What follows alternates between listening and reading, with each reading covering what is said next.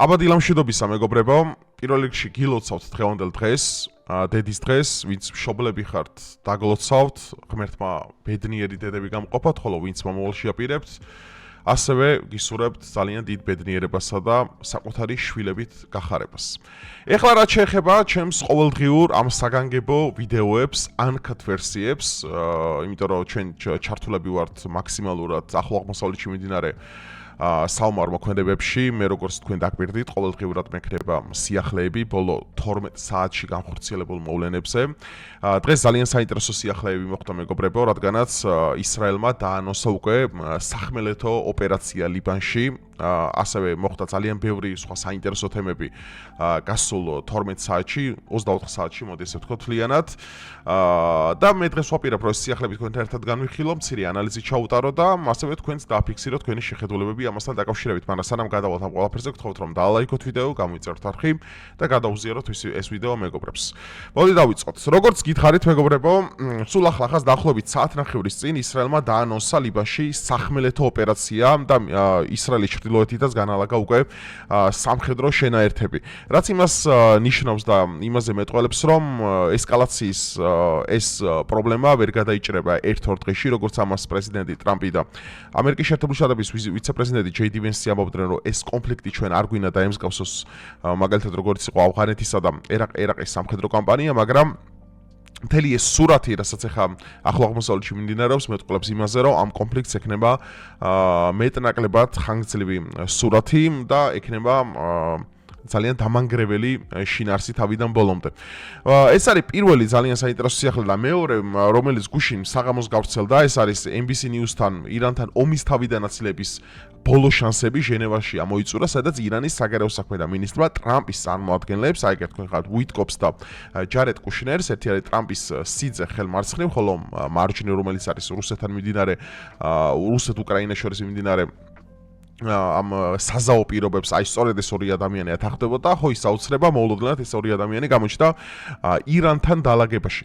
აქ ძალიან საინტერესო თემა ის არის, რომ მინისტრმა, ანუ ირანის საგარეო საქმეთა მინისტრმა ტრამპის წარმოადგენლებს უყვირაო. ეს არის ჟენევაში ხდება, ეს მოხდა გუშინ დაახლოებით 8-9 საათზე, როდესაც ეს ეგრეთ წოდებული სამშვიდობო მოლაპარაკებები და რაღაც კონსტრუქციულ დიალოგამდე უნდა მისულიყო ეს ყველაფერი. აქ უფრო საინტერესო ის კი არის, რომ ირანის საგარეო საქმეთა მინისტრმა უყვირა. აი ვინები წარმოადგენენ ხარი ძალიან საინტერესო მომენტი, აი განა მე არაერთხელ მისაუბრია ჯარედ კუშნერზე, ტრამპის სიძეზე. ადამიანი, რომელიც ჩართული არის ისრაელ, ამერიკის, რუსეთ, უკრაინის და თითქმის ამერიკის შეერთებული შტატების მთელ საგარეო პოლიტიკაში, ეს არის ივანკა ტრამპის ქმარი, ვინც არიცით, გეცოდინებათ, დიდი ალბათობით ჩემი ვიდეოებიდან, რომელიც იყო ტრამპის ადმინისტრაციაში, ანუ პირველი ვადით, როდესაც იყო პრეზიდენტად არჩეული, იყო მისი პირდაპირ უშუალო მრჩეველი. დღეს კი თავიდან ბოლომდე განსაზღვრავს ამერიკის შეერთებული შტატების საგარეო პოლიტიკას. ანუ მართლა მაინტერესებს განა ამ ადამიანს რამხელა გავლენები აქვს გარდა იმისა, რომ არის, რავი, ისრაელის არაოფიციალური პრეზიდენტი. და ამერიკის შეერთებული შტატების არაოფიციალური წარმოადგენელი აბსოლუტურად ყველგან. ანუ მართლა მაინტერესებს რა გავლენა აქვს ამ ადამიანს ჯარედ კუშნერს, რომელიც ამერიკის ყველა მოლაპარაკებაში ის მონაწილეობს. ეხლა მე მინდა ზოგადად შევაფასო, აი ეს ძალიან საინტერესო სიახლეები მეგობრებო, რომელიც Reuters-ის, Guardian-ი და AP News-ი აცხადებენ, ეს არის ყველაზე ცხელი ამბები ბოლო 10 საათში. ისრაელ-ამერიკის ომი არ გახდება, ანუ წლოვან ბრძოლა და წლოვან დაპირისპირება, ამაზე ისაუბრა ისრაელის პრემიერმა ნეთანიაჰუმ, რომ ომი ირანთან შესაძლებელია გრძელდებოდეს ცოტა ხანს, მაგრამ არ გახოს წლების განმავლობაში და მიზანია ისლამური რესპუბლიკის ქმედებების დასუსტება. ეს იყო პირველი განცხადება, რომელიც ბიბიმ გაავრცელა გუშინ, იმიტომ რომ სპეკულაციები ვრცელდებოდა გუშინ იმასთან დაკავშირებით, რომ ვითომ ბიბიმ დატოვა საერთოდ ისრაელი და გაიქცა გერმანიაში, რაც საბოლოო ჯამში არ აღმოჩნდა სიმართლე, თვითონ იმყოფებოდა ერთ-ერთი ბერშავაში თუ არ ვცდები, ერთ-ერთი აფეთქებული შენობის სიახლოვეს, სადაც ეს ინტერვიუ ჩაწერა და ეს მინდა ვთქვა, რომ ეს საკმაოდ გმირული ნაბიჯი იყო, მაგრამ გმირულ ნაბიჯად ვერ შევაფასებ იმ საკითხს, რომ ბიბიმ გახიზნა საკუთარი ოჯახი მაიამიში, მისი შვილიც და მისი ცოლიც ახლა იმყოფებიან შეერთებულ შტატებში და კრიტიკა, რომელიც აქედან დაიმსახურა, ძირითადად ის, რომ შენ ახლა დაიწყე ირანთან ომი და ამ დროს ის თუნდაც ის ებრაელი ისრაელები, რომლებიც ახლა იბომბებიან ირანული რაკეტებისგან, ანუ შენი ოჯახი გაუში სადღაც და ახლა ჩვენ შეგვატოვა ეს ისა რა ქვია ამხელა სახელმწიფო. რაც ბუნებრივია ლოგიკურია, იმიტომ რომ ახლა წარმოიდგინეთ თქვენ, ანუ რაც არ უნდა ამან ახლა სპეკულაციები დაიწყოს იმაზე, რომ ახლა ჩვენ ვიბომბებით, ანუ პრინციპო, ანუ ყველაფერს შეხვედოთ, ისრაელმა დაარტყა ირანს. ბუნებრივია, ირანი კიდევ ერთხელ ვიმეორებ, არ არის ვენესუელა, არ არის ლიბანი, არ არის ერაყი, ირანი არის 90 მილიონზე მეტი ქვეყანა, რომელსაც აქვს ძალიან ბევრი ბალისტიკური რაკეტა, ძალიან ბევრი ისა რა ქვია მოიერიშე დრონი და ბუნებრივია, ამ ყველაფერს ეკრემოდა საკუთარი კონვენციური ხასიათის ისა რა ქვია პასუხი. და ეხა იმაზე აპელირება, რომ ეხა ისა რა ქვია თვითონ ეს მაღალჩინოსნებს საკუთარი შვილები ქვეყანა გაშვებული ყავს და ამ დროს ის საწყალი ხალხი ეხა თელავივში ამ რაკეტებს უმკლავდება, ესეც ბუნებრივია იმსახურებს კრიტიკას. მეორე ლიბანში ომის მასშტაბი მატულობს. ნუ როგორც ჩვენ გავიგეთ და გითხარით კიდევაც მე გუშინ დილით ბოდიშით ჰეზბოლამ გაისროლა და 6-ზე მეტი ფრთოსანი რაკეტა და რამოდენიმე ისა რა ქვია მოიერიშე დრონი ჰაიფას მიმართულებით, რამაც გამოიწვია ის, რომ უმალვე IDF-მა დაწერა, რომ ამის გამო შესაბამის პასუხს მიიღებს ჰეზბოლას დაჯგუფება, მათ ლიდერზე და საინტერესო მომენტი იყო ის, რომ გუშინ ბეირუთში აფეთქეს ასევე მთავარი უშიშროების წარმოადგენელი ამ უსაფრთხოების ჰეზბოლასი, რომელიც შენობაში იყვებოდა და ამ დრომდე 90% დადასტურებული ინფორმაციით ის ადამიანი უკვე ლიკვიდირებულია და ირანმა დრონებით დაესხა. ეს არის ძალიან საინტერესო. აი ეს არის ყველაზე მთავარი სიახლე, მეგობრებო, ეს მე წავიკითხე, კი არა მოვისმენ და ვნახე კიდევა ჯეისონ ჰენკლიმანს გააზიარა, ცნობილმა ამერიკელმა ჟურნალისტმა, ირანმა დრონებით შეუტია ამერიკის შეერთებული შტატების საელჩოს საუდის არაბეთში, რიადში. ერთ ჯგუფში დააზიანა საელჩოს შენობა რიადში, რაც მართლაც ცდის რეგიონულ დაძაბულობას. არაბეთის ყურის ქვეყნები მტკიცედ ეწინააღმდეგებიან ირანს. აქ საუბარია საუდის არაბეთი, კატარი, ბაჰრეინი, კუვეიტი, არაბთა გაერთიანებული საამიროები ერთობლივად გმობენ ირანის შეტევას და არას იწევს დიპლომატიურ კრიზისს ქვეყანაში. ეხლა აქ არის ძალიან საინტერესო მომენტი, მეგობრებო. ხშირად ისმის კითხვა იმასთან დაკავშირებით, მაგალითად, რატო არ ურტყავს ირანი, მაგალითად, ამერიკის შეერთებული შტატების ბირთვულ ავიამზიდებს, ან თუნდაც ისრაელის სამხედრო ობიექტებს. ეხლა მე მინდა ხაზი გაუსვა ერთ რამეს. დავიწყებ იქიდან საუბარს, რომ ირანს არ გააჩნია ისეთი სახის ტექნიკა, რომელიც რამე ზიანს მიაყენებს ან შეიძლება პოტენციურად მიაყენოს ზიანი, მაგალითად ბირთვულ ავიამზიდებს, დაჯდება ძალიან ძვირი, იმიტომ რომ ბირთვული ავიამზიდი ეს არ არის მხოლოდ ერთი ბირთვულ იმაზე, რა ქვია, ძრავზე მომუშავე ეს მთელი უზარმაზარი ტიტანიკი, რომელსაც თქვენ ხედავთ, რომელსაც უზარმაზარი ესკადრილია გადაყავს. აქ არის მეგობრებო საუბარი, რომ მას მიყვება ისეთი ძალიან ძლიერი ტადი საჰაერო სისტემები, მიყვება სამხედრო ფრიგატები, მიყვება სუბმარინები, რომელიც ანუ როგორც მე გითხარით, აი პირველად ეს კონფლიქტი რო დაიწყო, არის თითქმის ერთი სახელმწიფოს ტოლფასი. ამიტომ ძალიან რთულია ირანმა მიაყენოს რომელი ბირთვული ავიამზიდს ზიანი. მაგრამ აქ არის მეორე საკითხი. ანუ როგორც ასევე ბუნებრივია ისრაელს, იმიტომ რომ ისრაელის სამხედრო ობიექტებზე ჰეზბოლა მიიტანა შეტევა დაახლოებით 5 საათის წინ, თუ არ მეშლება მე, ესეც უშუალო იყო, რომ ირანს აქამდე არ დაურტყია სამხედრო ობიექტებისთვის ისრაელის და ძირითადი სამიზნები პოტენციურად მაინც რჩებიან სპარსეთის ყურის ის სახელმწიფოები, რომლებსაც უყენიათ ამერიკის შეერთებული შტატების სამხედრო ბაზები ქვეყანაში. ანუ უშუალოდ ირანი მაგალითად ეხა არ უტევს კუვეიტს, უშუალოდ არ უტევს უაეს, უშუალოდ არ უტევს ბაჰრეინს. ანუ აქ არის სწორედ გათვლა თვითონ სამხედრო ბაზებზე, რადგან სამხედრო ბაზა არის იმ ქვეყნის სახელმწიფო, რომელსაც ეს ბაზა წარმოადგენს. ამიტომ მაგალითად ირანი თუ კუვეიტში ბომბავს სამხედრო ბაზას, რომელიც აღქმული არ არის დაპირისპირება კუვეიტთან. ანუ ამაზეც ესაც რომ დავაზუსტოთ. ხო, ნუ ირანი აგრძელებს შეტევას მეგობრებო რეგიონში, დრონების შეტევები განთავსდა არა მხოლოდ ისრაელზე, არამედ გულფის სხვა სახელმწიფოებზე, როგორც გითხარით და მე მინდა გითხრათ ასევე, რომ ირანს აქვს საკმაოდ დიდი რაოდენობით შაჰიდის დრონები, რომლის წარმოება დაახლოებით $35,000-დან გარკვეულ იმ სკალამდე აღწევს, რომელიც ანუ მოკოთავი ადამიანისთვის ხელმისაწვდომია რომ დაამზადო, იმიტომ რომ მაგალითად შაჰიდის დრონის ფასი, ანუ საბოლოო ღირებულება რო ავიღოთ, ანუ არის ძალიან ძლიერი, მოქნილი და ძალიან იაფიჩდება მისი დამზადება, მაგრამ მისი ჩამოგდება არის ძვირი უკვე ამერიკისთვის, ხვდებით? ანუ შესაბამისად, ნახეთ, long პერსპექტივაში, ესე რომ ვთქვათ, ხო, თუ ეს ამ ყველაფერმა გინდა პროქსის ომის და გინდა კონვენციური სახის შენარსი მიიღოს, ეხლა გავმიჯროთ ვინც ეს ტერმინები არიცით, ანუ კონვენციური ომი ნიშნავს, როდესაც ხდება პირდაპირ დაპირისპირება ორ ქვეყანას შორის, ანუ კონვენციური ომის კლასიკური მაგალითებია მაგალითად აი ავიღოთ ნებისმიერი ნაპოლეონის ომი, მაგალითად ავიღოთ ფაშისტური გერმანისა და საბჭოთა კავშირის ომი, როდესაც კონვენციური სტილით, ანუ პირდაპირ მიდიოდა სამხედრო ოპერაციები მოწინააღმდეგე ქვეყნებს შორის, ხოლო პროქსი ომი არის მეგობრებო, როდესაც ორი სახელმწიფო ეომებიან მისი სატელიტების მეშვეობით. აი მაგალითად პროქსი ომის ესეთი ნათელი მაგალითია, სანამ მოხდებოდა ირან-ისრაელის პირდაპირ სამხედრო კონფლიქტი, მაქამდე ჰეზბოლათი, ერაყით, იემენელი ხუსიტებით და იმეებით, ანუ ირიბად, მაგრამ ასე ომებოდა, ანუ აფინანსებდა მაგ ქვეყნებს, აფინანსებდა მაგ ორგანიზაციებს, შემდეგ ეგ ორგანიზაციები მაგალითად ბომბავდნენ ისრაელს და იწყებდნენ სამხედრო კონფლიქტს. ანუ პროქსი ომი არის, როდესაც ხშირად ვიყენებთ ხოლმე ამ ტერმინს და ბევრმა არ იცის განმარტება, იმიტომ განმარტავ. ხა პროქსი ომი არის, როდესაც სატელიტებით ომობს შენ. აფინანსებ, მაგრამ სხვა ომობს. კონვენციური არის პირდაპირ. ეხლა არის ძალიან საინტერესო მომენტი, რომ არის თუ არა მზად, აი ხა უყურეთ, ნუ ლიბანში რომ ატოლობს ხარბლის რიცხვი, ეს უკვე ჩვენ ვიცით. ეხლა მაინტერესებს ზოგადად ეს მინდოდა კითხვა დამისვა ChatGPT-ისთვის და მეც ქონა ამაზე და თქვენც გექნებათ ბუნებრივია კითხვა. ანუ ირანი ზოგადად მზად არის თუ არა ხანგრძლივი ომისთვის, ესაა ძალიან საინტერესო. კითხვა ძალიან სწორია. შეუძლია თუ არა ირანს ხანგრძლივი ომის წარმოება, განსაკუთრებით თუ საქმე ეხება აშშ-ს და ისრაელთან ფართო მასშტაბიან კონფლიქტს. შეუძლია გარკვეული ხნით, მაგრამ ძიმე ეკონომიკური და სამხედრო წნეხის პირობებში. მოდი ახლა განვიხილოთ მეგობრებო, რასთან არის ეს ყველაფერი დაკავშირებული. ძლიერი მხარეები, დიდი სარაკეტო არსენალი. ირანს ბალისტიკური და საკრუიზო რაკეტები რეგიონში ერთ-ერთი ყველაზე დიდი მარაგი გააჩნია. ეს ნამდვილია, ეს არ არის მაგალითად თეორია, ირანს მართლა აქვს ბალისტიკური და საკრუიზო რაკეტების საკმაოდ დიდი რაოდენობა. ასევე დრონების წარმოება იწეღა, რომელიც გითხარით, ჩაჰიდის ტიპის დრონები მასობრივად იწარმოება და შედარებით იაფია. ჰიბრიდული და პროქსი ომი, ჰეზბოლა, ლიბანი, იემენელი ჰუთები, ხუსიტები, შიიტური მილიციები ერაყსა და სირიაში. ირან შეუძლია პირდაპირ ომის გარეშე რეგიონში დარტყმების შენარჩუნება.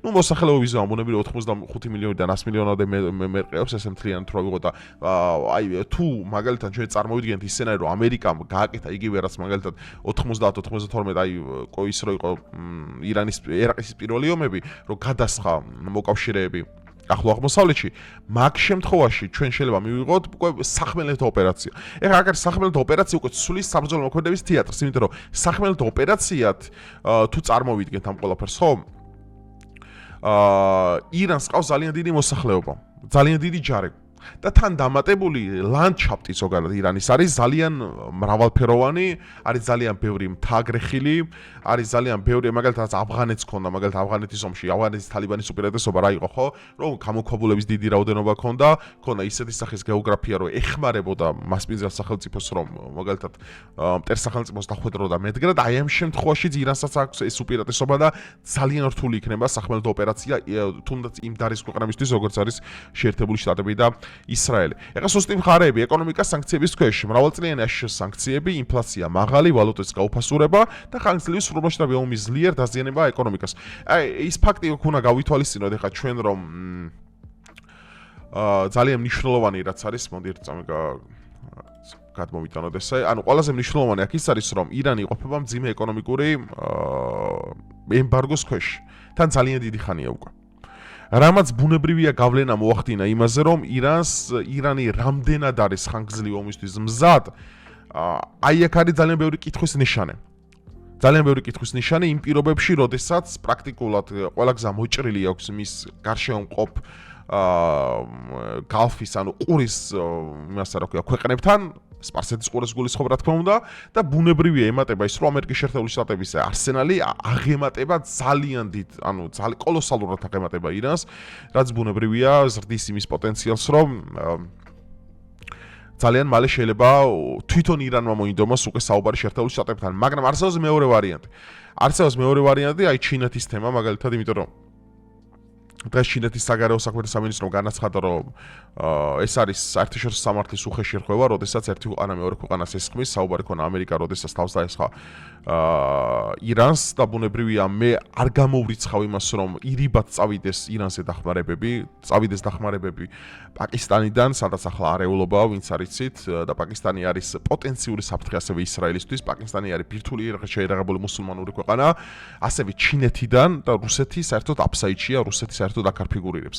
მეგობრებო, მე განვიხილავ იმას, რომ ჩინეთმა შეიძლება დაეხმაროს ირანს, გარკვეული სამხედრო დახმარებები გაუწიოს ასევე პაკისტანმა, რაც კიდევ უფრო გასდის ესკალაციის შანსებს და ამ შემთხვევაში მე ვფიქრობ მაინც იმას, რომ ირანი აქამდე ამისთვის მზად იქნებოდა ამ წლების განმავლობაში, რომ შეიძლება და ეს სცენარი მომხდარიყო და ამ სცენარისთვისაც მზად იყო. მაგრამ ეხლა რასაც ჩალიჩობენ ამერიკელები, რომ შიგნიდან შეუქმნან ხალხს განწყობა, რომ ირანის რეჟიმი ემხობა და მიდით მოსახლეობა დაამხეთ, ეხლა მაგალითად ირანის ისლამური გუშაქთა კორპუსი და მოიყვანა თქვენი კაცი, ანუ რეზა ფეხლავი, რაც არის აბსურდი. ჯერ ეგეთი რეზას არავინ არ დახვდება იქ. და მე მეორე ძალიან დიდი მხარდაჭერა აქვს ირანის ისლამურ გუშაქთა კორპუსს მოსახლეობისგან. მით უმეტეს იმ ფონზე, როდესაც ამერიკამ მიიტანა იერიშები და ასევე ისრაელმა და ძალიან ბევრი დაღუპულია იქ. აქ აღარავინ დაიწყებს უკვე ჰიჯაბზე საუბარს, აქ აღარავინ დაიწყებს დემოკრატიაზე საუბარს, აქ ერთადერთი დიდიც ირანელი აღიჭურება ის იქნება მხოლოდ სიძულვილი. და შესაბამისად მე განვიხილავ იმ ნაწილს, რომ და საერთოდ სიმართლე გითხრათ არც ელოდნენ ირანისგან ამ ხელა პასუხს ზოგადად არც ებრაელები და არც ამერიკელები, იმიტომ რომ ეგონათ რომ აიათოლას სიკვდილის მერე რაც გათვლილი იყო ელვისებურ ბლიცკრიგის ხელოვნებაზე საბოლოოდ არ გამოვიდა. ამერიკას ბლიცკრიგი კარგად გამოსდის, მაგრამ გავიხსენოთ, რომ ამერიკას არ გამოსდის კონვენციური ომის long term-ი, ანუ ამერიკას არ გამოსდის მაგალითად მრავალწლიანი კარგი ომი. იმის და მიხედვით რესურსები აქვს, მაგრამ ჩვენ დაგვანახა მაგალითად ავღანეთის ომმა, რომ შეიძლება ამერიკამ იომოს ძალიან დიდხანს, მაგრამ წარმატება საერთოდ ვერ მიაღწიოს იქ. ანუ ჩვენ ნუ გონია რომ რახან ამერიკას ახლა აქვს უფრო ძლიერი, ჯერ ეგეთ გუში რა მოხდა, ხო? კუვეიტის საზე 3 F-15 იყო, ნუ F-15 იყო თუ F-16 ეს ბოლომდე ვერ გადაამოწმეს თვითონ იქ. ანუ friendly fire-ი ჩამოვარდა, ანუ ესროლესო თვითონ კუვეიტელებმა და ჩამოგდეს ამერიკული თვითმფრინავები. ანუ რანაირად უნდა ჩამოაგდო friendly fire-ით 3 თვითმფრინავი, ავია გამანადგურებელი, რომელიც კოლოსალურად ზვირიჭდება. ანუ 3 თვითმფრინავით, რომელიც ამერიკას ჩამოვარდა, გაცილებით დიდი ზიანი მიიღო, ვიდრე ირანმა მეგონი ამ ომში. და ანუ ესეთი აბსურდ რაღაცებთან რო გვაქვს, რომ იმის აღიარება უჭირთ, თან დამატებული რომ ამერიკა ფლობს საინფორმაციო პროპაგანდას და მთელ დასავლურ მედიას, რაც ეხმარება იმაში, რომ მენტალურად შეუძლია უფრო დაშოკოს თელი მსოფლიო იმაზე, რომ აი ამერიკამ იმას გადაუფრინა, ის გაანადგურა, აღარაფერი დატოვა და მოდი ახლა დამნებდი შენ და იარაღი დაყარე, რასაც ახლა ამჟამად ეუნებიან. ანუ ეგონათ ამერიკელებს, რომ ირანი მალე დანებდებოდა. ირანი არ დანებდა, ირანმა უფრო მეტად პროგრესულად და უფრო მეტი სიზუსტით განაახლა მის სამხედრო ბაზებსა და ისრაელზე სამხედრო ავია სარაკეტო თავდასხმები. ამისთვის არ იყო ამერიკა. ეხლა ამერიკა ფიქრობს უკვე იმაზე, რომ ტალადის სისტემები გადმოიტანოს კორეიდან, იმიტომ რომ შეიძლება წყობილებიდან გამოდის. 6-დან 9 კაცამდეა გაზრდილი ამერიკელი ჯარისკაცების დანაკარგი. ამ საბრძოლო მოქმედების თეატრში. თქვენ უგონიათ ეს რაღაცა 10 კაცი თქვი, ხა ძალიან ცოტა ციფრი. არა, ძალიან ბევრია იმასთან შედარებით, რამდენად დასულია ამერიკა. და კიდე რამდენი რამე რაც არ ვიცი და რასაც არ ამობენ, ეს არის საინფორმაციო ომის მექანიკა ზოგადად. ეხა ისინი გეუნებიან, ებრაელები გეუნებიან ალ-ჯაზირას ნუ უსმენო, ეხა მე გეუნები TNT-ს ნუ უსმენ მაშინ და ნუ უსმენ BBC-ს მაგალითად CNN-ს და მაგათ, ხო? ანუ აქ ნახეთ როგორი მომენტი არის, ანუ ყველა მხარე მიმართული არის, ჯერ ეგეთი ყველა მედია არის მხარე ამ ომში, ეგ იცოდეთ. ალ-ჯაზირა არის პრო-არაბული, მაგალითად დანარჩენი Fox News-ი არის პროებრაული. თავიდან ბოლო ეს ვიცით უკვე, ამაში არაფერი ახალი არ არის. მაგრამ თავარი მოტივი აქვს და თავარი პრინციპი ხო ჩვენ რასაც უნდა ველოდოთ, თუ ეს ომი გაგრძელდა დიდხანს და ჩვენ ამაზე საუბარი თითქმის ყოველდღიურად გვექნება, დავინახავთ რომ რა ძალას და რა აქტივებს ჩადებენ, მაგალითად ერთი მხრივ შეერთებული შტატები ისრაელში და მეორე მხრივ ჩინეთი რას ჩადებს ახლა ირანში. რუსეთი თამაშგარე მდგომარეობაშია. გუშინ ერტერის ოფისი დამობეს თეირანში, მაგრამ რუსეთის საგარეო საქმეთა სამინისტროსაც კი არ ქონია საერთოდ განცხადება. და აბსოლუტურად ჩმარულ მდგომარეობაშია ხა რუსეთი ირანთან მიმართებაში, მაგრამ აი ჩინეთი რას იზავს, ესაა ძალიან საინტერესო. და ჩინეთი აქამდეც ეხმარებოდა ირანს ძალიან ბევრი სხვადასხვა სახის შეერაღების შესყიდვაში. მაგრამ საბოლოო ჯამში მე არ მგონია ირანელი ხალხი იყოს უტვინო. ირანელი ხალხი რა თქმა უნდა ფიქრობს იმაზე, რომ ხანგრძლივი ომისთვის როგორ იყოს მზად. მაგრამ ირანს ყველაზე მეტად თუ გაინტერესებს სიმართლე აწყობს სამხედრო ოპერაცია, სახმელეთო ოპერაცია, იმიტომ რომ იქ ძალიან დიდი უპირატესობა აქვს ირანს. ანუ რეჟიმი ამერიკამ თუ არ ჩამოშალა ანუ მომდევნო დაახლოებით ერთ კვირაში, რაც აიათოლა შემთხვევაში არ გამოვიდა და ახლა მე ეჭვება რომ იგივე სხვა შემთხვევაში გამოვიდეთ, მაშინ ამერიკა უნდა იყოს მზად რომ გაიმეოროს ავღანეთი 2. და ავღანეთი ომი ამერიკას რა დაუჭდა, ეს ძალიან კარგად ვიცით ჩვენ. ამიტომ ამით რის თქმა მინდა რომ რახან ამერიკას ძლიერი ტექნიკა აქვს და სუპერსახელწიფო არ ნიშნავს რომ მას უკვე შეუძლია ხვალზე ირანი დაამარცხოს. მაგალითად ესპანეთმა აუკრძალა ეხა ირანს, ესპანეთმა აუკრძალა შეერთებული შტატების საკუთარი ბაზების გამოყენება სუბიექტური მიზეზების გამო, იმიტომ რომ სერიოზული ანტისემიტიზმია ზოგადად იმაში რა ქვია ესპანეთში და ასევე ძალიან საინტერესო მომენტი იყო, რომ საფრანგეთი გამოვიდა და ბირთვული ქობინების რაოდენობა უნდა გავზარდოთ, იმიტომ რომ სოფლიო არასტაბილური ხდებაო რა. მაგრამ ეხლა აი ხო გეუბნებით ეხლა დაძაბულობა ეხლა ჰორმუზის სრუტის გადაკეტვა, აი ესა ძალიან საინტერესო სიახლე, რომელიც აზიანებს ექსპორტსაც და იმპორტსაც და სოფლიო ეკონომიკის დიდი ნაწილი ჰორმუზის სრუტეზე დგას ზოგადად, ხო? აი ამის ისიც მოახდენ ძალიან დიდ გავლენას, იმიტომ რომ ერთი ბარელის ფასიც გაიზარდა, ოქროს ფასიც იზრდება, ანუ აბსოლუტურად სხვანაირი ხდება სოფლიო. ეს ტრამპის ახირება, რომელიც დაიწყო ახლა ირანში, აი რა დაუჯდება ამერიკელ ხალხსაც, ესე ძალიან საინტერესო თემაა და აი ახლა ჩვენ გავიგებთ ამ დღეებში უკვე ზუსტად რა რომელი მდინარისკენ მიემართება ეს ყველაფერი. ეს ყველაფერი დაემსგავსება პროქსიომს და ამერიკა დამატებით სამხედრო არსენალს გადმოსხავს აღმოსავლეთში თუ ეს იქნება უკვე კონვენციური სახის. ამერიკას აწყობს კონვენციური ხასიათის. იმიტომ რომ მალე მოამთავროს რეჟიმი, მაგრამ კონვენციური ხასიათის ომი წარმატებული იმ შემთხვევაში, როდესაც შენ იქაური ხალხის ხარდაჭერა გაქვს და ამერიკას ირანელების ხარდაჭერა არ აქვს. რაც არ უნდა საქართველოს თალჩებთან იცეკონ, რაც არ უნდა სხვადასხვა ქვეყნის მიმდებარე გააკეთონ, იქაური ხალხი არ განისაზღვრება ირანის ისლამურთა გულშახთა კორპუსს. ამიტომ ამ დღეებში ჩვენ გავიგებთ ამ ყველაფერს, მე ჩართული ვიქნები თითქმის ყოველდღურად რამე სიახლე თუ იქნება ამასთან დაკავშირებით და გავაგრძელებთ ამაზე მეგობრებო საუბარს. ავი დაწერეთ თქვენ რამე ისეთი თუ გამორჩა, ამეტი არაფერი ყოფილა ისეთი, დანია ბევრი სპეკულაციები ვრცელდება, ფეიკი ვრცელდება, ამას რო თავი ავარიდოთ, მომისმინეთ მე, მაქსიმალურად იყავით ამ ყველაფერში ჩართული და ავი შეგიძლიათ ინსტაგრამზეც გამოვყავით აღწერა შემითითებული, იქაც პოსტავ ხოლმე რაღაც საინტერესო რამებს. დროებით